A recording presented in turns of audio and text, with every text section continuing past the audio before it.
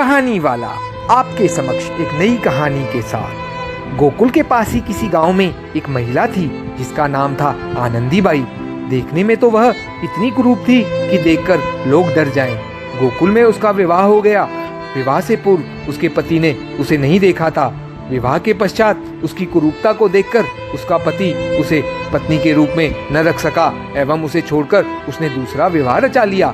आनंदी ने अपनी कुरूपता के कारण हुए अपमान को पचा लिया एवं निश्चय किया कि अब तो वह गोकुल को ही अपनी ससुराल समझेगी। वह गोकुल में एक छोटे से कमरे में रहने लगी। घर में ही मंदिर बनाकर आनंदी बाई श्री कृष्ण की भक्ति में मस्त रहने लगी। आनंदी बाई सुबह शाम घर में विराजमान श्री कृष्ण की मूर्ति के साथ बातें करती, उनसे रूठ जाती, फिर उन्हें मनाती और दिन में साधु संतों की सेवा एवं सत्संग श्रवण करती। इस प्रकार कृष्ण भक्ति एवं साधु संतों की सेवा में उसके दिन बीतने लगे। एक दिन की बात है, गोकुल में गोपेश्वर नाथ नामक जगह पर श्री कृष्ण लीला का आयोजन निश्चित किया गया था। उसके लिए अलग अलग पात्रों का चयन होने लगा। पात्रों के चयन के समय आनंदी बाई वहीं उपस्थित थी।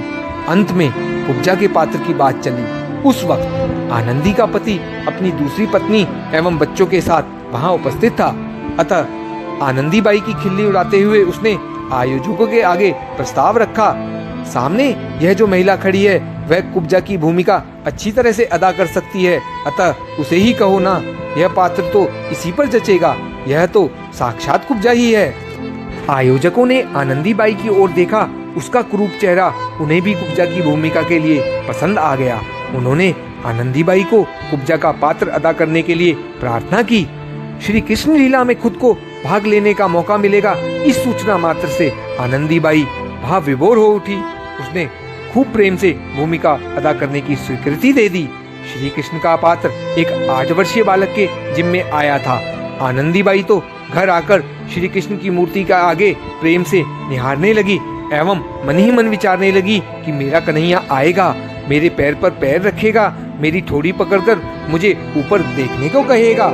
बस नाटक में दृश्यों की कल्पना में ही खोने लगी। आखिरकार श्री कृष्ण लीला रंगमंच पर अभिनीत करने का समय आ गया।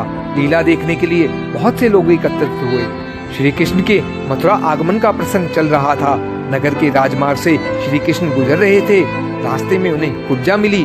8 वर्षीय बालक जो श्री कृष्ण की भूमिका निभा रहा था, उसने कुब्जा बनी हुई आनंदी बाई के पैर पर पैर रखा और उसकी ठोड़ी पकड़कर उसे ऊंचा किया।